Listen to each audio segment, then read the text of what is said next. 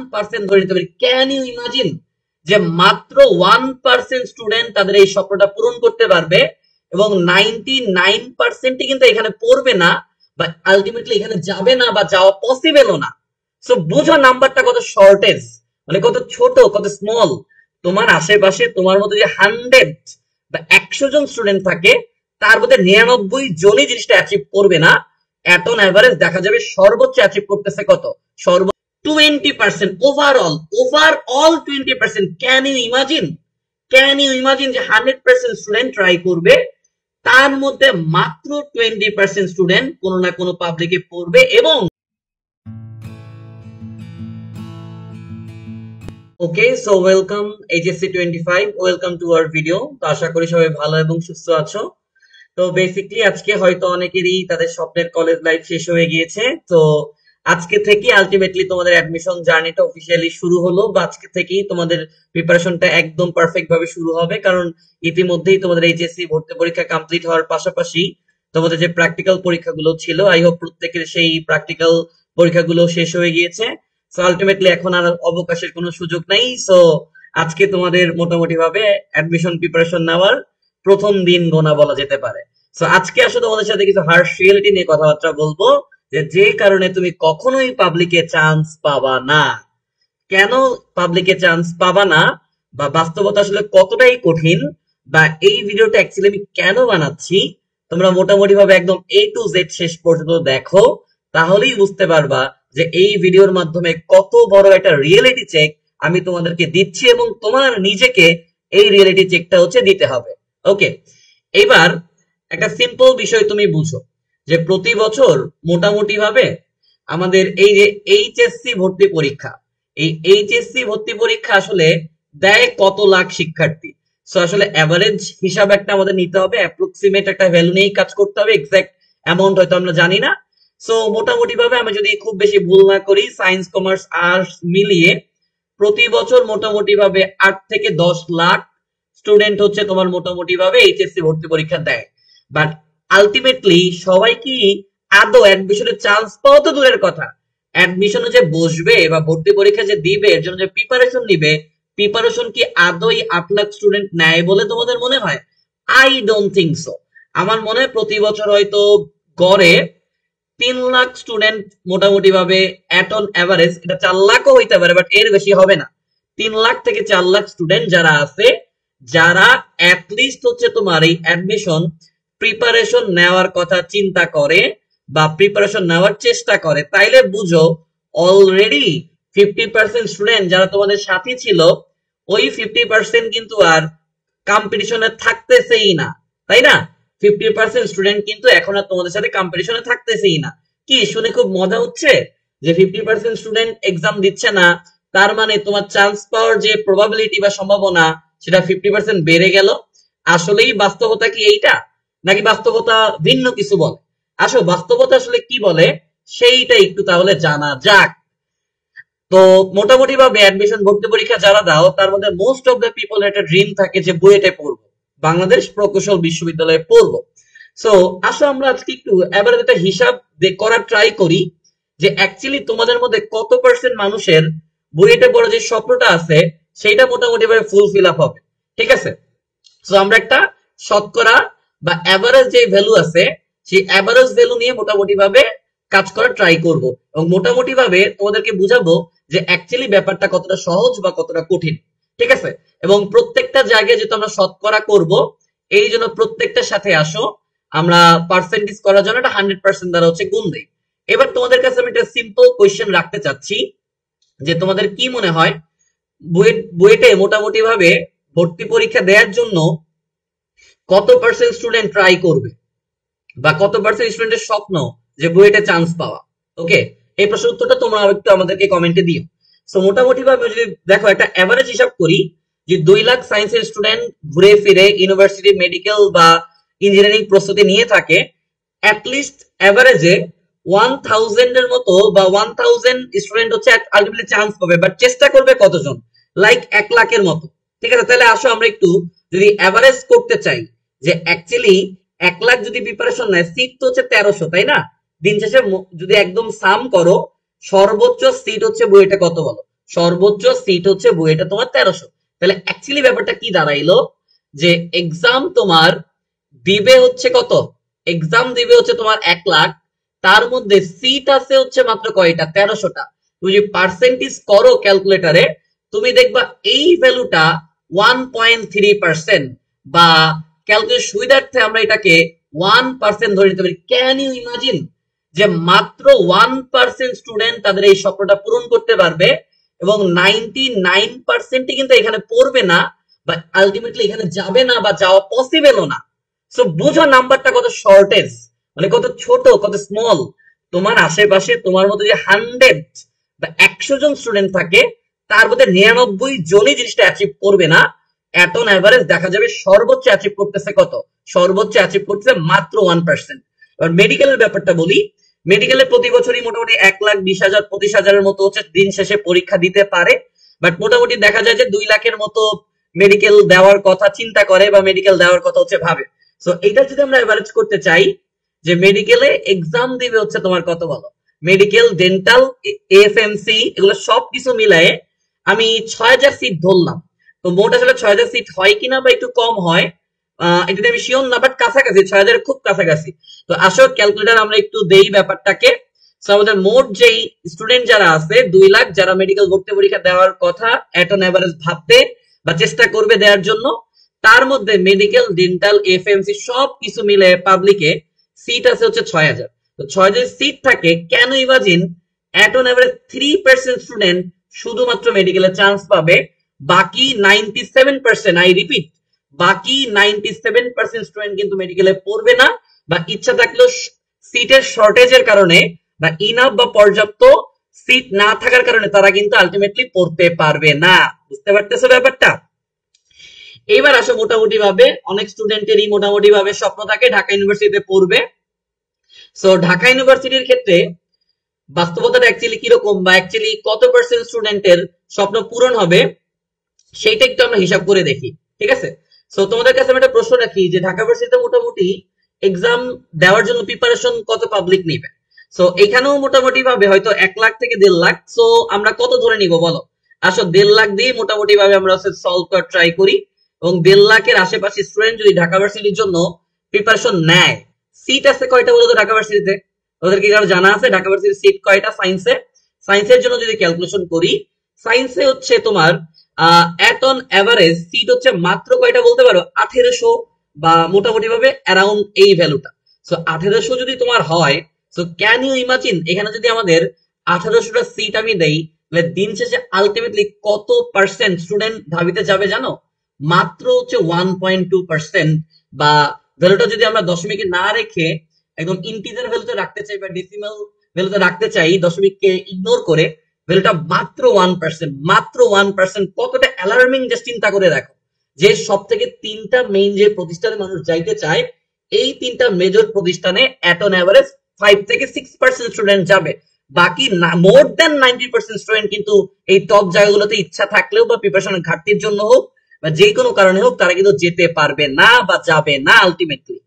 এবার আমরা একটু সিকে রুয়েটের ব্যাপারটা দেখি, চুয়েট, কুয়েট, রুয়েট, এইখানে আলটিমেটলি ব্যবস্থাটা বা অবস্থাটা কিরকম। সো এখানে যদি আমরা ক্যালকুলেশন সুবিধার্থে, যেহেতু ইঞ্জিনিয়ারিং প্রিপারেশন অনেকেই ফর্ম তুলতে পারবে না, সো মোটামুটি ভাবে 1 লাখ স্টুডেন্ট আছে যারা ইঞ্জিনিয়ারিং ধরো এট অন এভারেজ চেষ্টা করবে। তো সিকে রুয়েটে মোটামুটি ভাবে হচ্ছে 3,300টা সিট আছে। সো আমরা হিসাবে সুবিধার্থে 3,000 সিট ধরে হচ্ছে ক্যালকুলেশনটা করে দেখি, যে মোটামুটি ভাবে কিরকম একটা অবস্থা হচ্ছে দাঁড়ায়। ঠিক আছে? ওকে, তাইলে আমরা আসলে শতকরা একটু ক্যালকুলেটর পার্সেন্টেজ করে দেখি। আমরা 3,000 সিট ধরে ক্যালকুলেশনটা করতেছি, 3300 দিয়েও তুমি করতে পারো, বাট দশমিকের খুব সামথিং হচ্ছে ডিফারেন্স আসবে। মাত্র ক্যান ইউ ইমাজিন 3%, মাত্র 3% স্টুডেন্ট যারা সিকিউরিটি যাবে বা সিকিউরিটি পড়বে বা যেতে পারবে। ওকে, এইবার আসো মোটামুটি সব থেকে বেশি সিট যেখানে থাকে জিএসটি, এগ্রিকালচার ভর্তি পরীক্ষা মোটামুটি ভাবে 6,000-এর মতো সিট থাকে। ওইটাও তুমি যদি মানে একটা এভারেজ করো, দেখবা 6% থেকে 7% বা এরকম একটা ভ্যালু হচ্ছে আসবে। তারপরে তুমি রাজশাহী ইউনিভার্সিটি বলো, জাহাঙ্গীরনগর বলো, চট্টগ্রাম বলো, জগন্নাথ বলো, খুলনা ইউনিভার্সিটি বলো, ওইখানে দেখবো 1%, 2%, 3%, সাস্ট বলো 1%, 2%, 3% এরকম ভ্যালুই কিন্তু আসতেছে। সো জিএসটির কথা যদি আমরা বলি, ধরো সায়েন্সের যদি ক্যালকুলেশন করা যাক, জিএসটি তে মোটামুটি ভাবে এট অন এভারেজ 1 লাখ থেকে 1.5 লাখ স্টুডেন্ট হচ্ছে কম বেশি চান্স পেয়ে বা না পেয়ে পরীক্ষা দেওয়ার ট্রাই করবে। তো জিএসটি তে সবকিছু মিলে সায়েন্সের আমি যতটা জানি যে 12,000-এর মতো সিট আছে। সো আসো এটা একটু ক্যালকুলেশন করা যাক। উপরে আমরা নিলাম হচ্ছে তোমার 12,000, নিচে আমরা হচ্ছে 1.5 লাখ স্টুডেন্ট দিয়ে হচ্ছে ক্যালকুলেশন করলাম, শতকরা করার জন্য হচ্ছে 100% আমরা দিলাম। সো এইখান থেকে আসতেছে হচ্ছে 8%। কত আসতেছে? 8%। বুঝতেছো ব্যাপারটা? মাত্র 8%। আসো এটাকে একটু বাড়ায় দিই, বাড়ায় দিয়ে তোমাদের একটু কি বলবো, তোমাদের হচ্ছে একটু কনফিডেন্সটা একটু বুস্ট আপ করা যাক। ধরো যে 10% ম্যাক্সিমাম, এটা কিন্তু ম্যাক্সিমাম ভ্যালু ভাইয়া, এটা কিন্তু ম্যাক্সিমাম ভ্যালু, ম্যাক্সিমাম ভ্যালু। বুঝছো আমার কথা? তাইলে একটা জিনিস দেখো যে সারা বাংলাদেশে বুয়েটে পড়বে হচ্ছে মাত্র 1% অফ দ্য স্টুডেন্টস, মেডিকেলে পড়বে 3 to 4% of the students, Dhaka ভার্সিটিতে পড়বে 1% বা অ্যারাউন্ড এমন টাইপের একটা স্টুডেন্ট, সিকিউরিটিতে পড়বে 3% এর মতো স্টুডেন্ট, জিএসটি তে পড়বে 10% এর মতো স্টুডেন্ট। এইবার আমরা আসো, এখন এদিকে অনেক কথা বলবে যে ভাইয়া যারা বুয়েটে চান্স পাবে তারা তো মেডিকেলে যাবে না, যারা মেডিকেলে হচ্ছে তারা সিকিউরিটিতে যাবে না, যারা ডিউতে হচ্ছে তারা জিএসটি তে যাবে না, তো এখান থেকে তো অনেক স্টুডেন্ট হচ্ছে ছাঁটাই হবে, তো পার্সেন্টেজ গুলো তো অনেক বেড়ে যাবে। তো আসো বাবা, যারা ভাবতেছো যে পার্সেন্টেজ গুলা অনেক অনেক অনেক বেড়ে যাবে, তাদেরকে হচ্ছে একটা রিয়েলিটি দেখাই। আসো, সো এইখানে আমরা একটা যেটা করব যে পাবলিকের জন্য একটা ওভারঅল পার্সেন্টেজ করা ট্রাই করব। আমরা একটা ওভারঅল পার্সেন্টেজ করা ট্রাই করব। আমি বলতে পারবে ওভারঅল পার্সেন্টেজ দ্বারা আপনি কি বলছেন? ওভারঅল পার্সেন্টেজ দ্বারা আমি আসলে বুঝাচ্ছি যে কত অ্যামাউন্ট অফ স্টুডেন্ট পাবলিকে যাওয়ার জন্য চেষ্টা করবে, বাট দিন শেষে অ্যাকচুয়ালি কত অ্যামাউন্ট স্টুডেন্ট হচ্ছে ওইখানে যাইতে পারবে। ওকে, সো আমরা নিচে মোটামুটি ভাবে একদম তোমাদের আশা দেওয়ার জন্য বেশি স্টুডেন্ট নিলাম না, সে মোট 2 লাখ স্টুডেন্ট নিলাম। ওকে, 2 লাখ, এবং পাবলিকে সব মিলে ম্যাক্সিমাম গেলে সিট আছে তোমার কত বলো তো? 40,000। ম্যাক্সিমাম গেলে সিট আছে কত? 40,000। তো উপরে হচ্ছে আমরা নিলাম হচ্ছে তোমার কত বলো? 40,000। নিচে কত? 2 লাখ স্টুডেন্ট হচ্ছে আমরা নিলাম, আর পার্সেন্টেজ করার জন্য 100 দিয়ে হচ্ছে গুণ দিলাম। কত পার্সেন্ট জানো? 20%। 20% ওভারঅল 20%। ক্যান ইউ ইমাজিন যে 100% স্টুডেন্ট ট্রাই করবে, তার মধ্যে মাত্র 20% স্টুডেন্ট কোনো না কোনো পাবলিকে পড়বে, এবং এই যে বাকি 80% বা ক্লোজ টু 80% বা অ্যারাউন্ড 80% স্টুডেন্ট কিন্তু পাবলিকে চাইলেও পড়তে পারবে না। এখন প্রশ্ন করতে পারো যে দোষ কি তোমাদের? না, দোষ আসলে তোমাদের না, এখানে আসলে আমাদের দেশেরও তো একটা সংকীর্ণতার ব্যাপার আছে। আমাদের দেশ হচ্ছে তোমাকে 100% পাবলিকে পড়ার চান্স দিতে পারতেছে না, বা একদম হয়তো অতগুলো ইউনিভার্সিটি এস্টাবলিশ করা পসিবল হয় নাই, প্রত্যেক ইউনিভার্সিটিতে হয়তো ইনাফ সংখ্যক সাবজেক্ট, ইনাফ সংখ্যক সিট এনশোর করা পসিবল হয় নাই, হয়তো সেক্ষেত্রে হয়তো কত 25-30, বা দিন শেষে অ্যাকচুয়ালি কখনোই ম্যাক্সিমাম অ্যামাউন্ট অফ স্টুডেন্ট পাবলিকে পড়বে না। হয়তো প্রাইভেটে পড়বে, না হয় হয়তো তোমার ন্যাশনালে পড়বে, কেউ হয়তো পড়বে না, কেউ পড়াশোনা ছেড়ে দিবে। এইটাই কিন্তু বাস্তব। তাইলে ভাইয়া একটা সিম্পল জিনিস তুমি চিন্তা করো, তুমি যদি আলটিমেটলি বুয়েটে পড়তে চাও, তুমি একটা প্রশ্ন নিজেকে করো যে বুয়েটে যে তুমি পড়তে চাচ্ছ, তুমি যে টপ 1% এর মধ্যে থাকতে চাচ্ছ, বাকি 99% স্টুডেন্ট যখন তোমার ওই জিনিসটা পাবে না, বাট তুমি যখন পাবা, অ্যাকচুয়ালি কি বাকি 99% স্টুডেন্টের থেকে তুমি বেশি পরিশ্রম করতেছো? আসলেই কি তুমি ডিজার্ভ করো? বা আসলেই কি নেক্সট 3 মাসে যে যুদ্ধটা তোমাকে অতিক্রম করতে হবে, 4 মাস যে যুদ্ধটা অতিক্রম করতে হবে, যে পথটা অতিক্রম করতে হবে, ওইটার জন্য অ্যাকচুয়ালি আদৌ তুমি পারফেক্ট কিনা, বা আদৌ এই প্রেশারটা তুমি মেনটেন করতে পারবা কিনা, এই প্রশ্ন তুমি নিজেকে করো। বা ইভেনচুয়ালি তুমি মেডিকেলে পড়তে চাও, 97% থেকে মোটামুটি ভাবে, বা 95%ই বলি আসো সুবিধার্থে, 5% এর বেশি পড়বে না মেডিকেলে, এটাই বাস্তব, নাকি 95% চান্স পাবে না। এই যে 100 জনের মধ্যে 95 জন চান্স পাবে না, বাকি 5% পাবে, বাকি 5% বা 5 জন শতকরা 95% কে হারিয়ে যে সিটটা পাবে, তাদের কি পরিমাণ পরিশ্রম অ্যাকচুয়ালি করতে হবে, এই প্রশ্নটা অ্যাকচুয়ালি তুমি নিজেকে করো।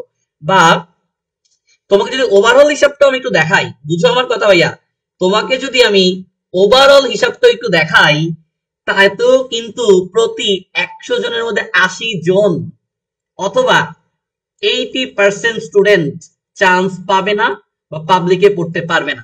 সো এই যে তুমি 20% এর মধ্যে ঢুকবা, বা প্রতি 5 জন ফ্রেন্ডের মধ্যে একজন পাবলিকে পড়বে, বাকি 4 জনই পড়বে না তোমার আশেপাশের, আসলে 5 জনের মধ্যে যে একজন তুমি নিজে তো, বা তুমি সেই ব্যক্তি তো, এই ব্যাপারটা তুমি মেকশিওর করতে পারতেছো কিনা, এই ব্যাপারটা একটু চিন্তা করিও। ঠিক আছে, এইবার আসো তোমাদের আমি কিছু টিপস দেই, যে টিপস গুলো যদি তুমি একটু শুরু থেকে স্ট্রিক্টলি ফলো করতে পারো, তাহলে অবশ্যই 1%, 2%, 5% যেই পার্সেন্টেজ গুলো আমি দেখাইলাম, এই প্রত্যেকটার কোথাও না কোথাও তুমি একটা অবস্থান অবশ্যই করতে পারবা।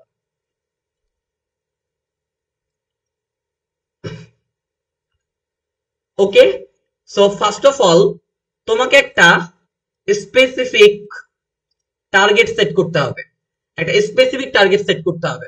সেটা হইতে পারে হচ্ছে তোমার ইউনিভার্সিটি, সেটা হইতে পারে হচ্ছে তোমার মেডিকেল, সেটা হইতে পারে হচ্ছে তোমার ইঞ্জিনিয়ারিং। একটা স্পেসিফিক টার্গেট সেট করো। একসাথে একদম ট্রিপলেট হয়ে যাব, ঢাকা ভার্সিটি ক্র্যাক করব, মেডিকেল ক্র্যাক করব, ইঞ্জিনিয়ারিং ক্র্যাক করব, বা ক্র্যাক করে ফেলবো, তিনটা একদম ক্র্যাক করে একদম আলটিমেট স্টুডেন্ট হয়ে যাব, এইভাবে 2-3 নৌকায় পাড়া দিও না। 2-3 নৌকায় যদি পাড়া দিতে চাও, দিন শেষে কোনোটাই হবে না। দিন শেষে এইটা হয়তো 0.1% স্টুডেন্ট তুমি দেখবা প্রতি বছর থাকে, যারা আলটিমেটলি এটা করতে পারে। বাট তোমার জন্য ভাইয়া যেটা হবে, যে তুমি যেই কোনো একটা সিলেক্ট করো, হয় ইউনিভার্সিটি, নাইলে মেডিকেল, নাইলে ইঞ্জিনিয়ারিং। এইটা হচ্ছে প্রথম ব্যাপার, যে তোমাকে টার্গেট সেট করতে হবে। এটা হচ্ছে ফার্স্ট কথা। এইবার 2 নম্বরে যেটা করতে হবে, যে তোমাকে একটা ব্যাকআপ প্ল্যান রাখতে হবে। You need a backup plan. কারণ ব্যাকআপ প্ল্যান কেন লাগবে শুনো। ধরো তোমার টার্গেট ইঞ্জিনিয়ারিং, তোমার টার্গেট বুয়েট, তোমার টার্গেট সিকেরুয়েট, ভাইয়া দিন শেষে তো 1%-এর বেশি স্টুডেন্ট বুয়েটে যাবে না, 3%-এর বেশি স্টুডেন্ট তো সিকেরুয়েটে যাবে না, বা তোমার 5 থেকে 10%-এর বেশি স্টুডেন্ট তো তোমার জিএসটি তে যাবে না। ঠিক আছে, চট্টগ্রাম ভার্সিটিতে যাবে না, রাজশাহী ভার্সিটিতে যাবে না, জগন্নাথে যাবে না, জাহাঙ্গীরনগরে যাবে না, ফার্স্টে যাবে না। তাইলে আলটিমেটলি কেমনে কি করবা বলো, তো যেটা ব্যাকআপ প্ল্যান না থাকে। তো তোমার যদি ইঞ্জিনিয়ারিং মেইন টার্গেট হয়, এটার সাথে তোমাকে অবশ্যই ব্যাকআপ প্ল্যান হিসাবে ভার্সিটিকে হচ্ছে কনসিডার করতে হবে।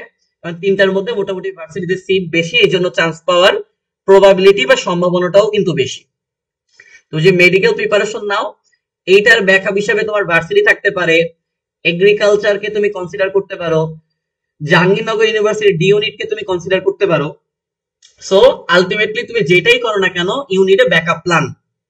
You need a proper backup plan, যে একটা যদি না হয়, আমি ভেঙে না পড়ে আরেকটা প্ল্যান আমি সুইচ করবো কিনা, মেডিকেল থেকে ডেন্টাল, অথবা এগ্রিকালচার বা কৃষি, অথবা হচ্ছে জাহাঙ্গীরনগর। বাট তোমাদের ক্ষেত্রে হয় কি জানো, শুরুতে যারা প্রিপারেশনটা নেও না, তারা মেডিকেল ছাড়া ডেন্টালকে গনেই না, বুয়েট ছাড়া অন্য কিছুকে গনেই না, সিকিউরিটি ছাড়া ভাবে অন্য কোথাও থেকে ইঞ্জিনিয়ার হওয়াই যায় না, ঢাকা ভার্সিটি ছাড়া অন্য ইউনিভার্সিটি কোনো ইউনিভার্সিটি না।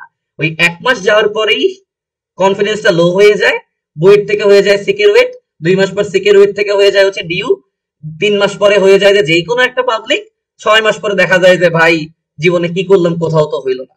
তো প্রথম থেকেই নিজের অ্যাবিলিটিটা একটু বুঝো, আমার কথা মনোযোগ দিয়ে শোনো।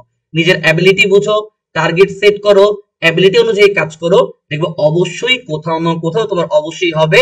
বাট পরিশ্রম করতে হবে, পরিশ্রম করাটা মাস্ট। ওকে, এরপরে আসো।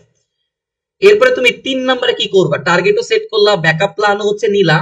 3 নম্বরে যেটা করতে হবে, তুমি যেখানে তোমার কোচিংটা করবা আর কি, বা যেখান থেকে তুমি প্রিপারেশনটা নিবা, ফার্স্ট অফ অল ওই যে যেই ধরো যে A to A Z B C D যাই হোক, যেই কোচিংটাতে তুমি ভর্তি হলে, আমি নাম না নিলাম, যেটা তোমার ভালো লাগে, ওই কোচিং এ অবশ্যই তোমাকে রেগুলারিটি মেনটেন করে রেগুলার বেসিসে হচ্ছে ক্লাস করতে হবে, প্রথম কথা। ঠিক আছে, রেগুলার বেসিসে কি করতে হবে, ক্লাস করতে হবে। এবং ক্লাস করার পাশাপাশি তোমাকে প্রপারলি ক্লাস নোট বানাইতে হবে। অনেকেই আছে ক্লাস করে ঠিকই, কিন্তু ক্লাস নোট গুছানো থাকে না, এই কারণে পরীক্ষার আগের রাতে, পরীক্ষার 2-3 দিন আগে আসলে কিভাবে শেষ প্রিপারেশনটা বা ফাইনাল প্রিপারেশন নিবে তা বুঝতেই পারে না।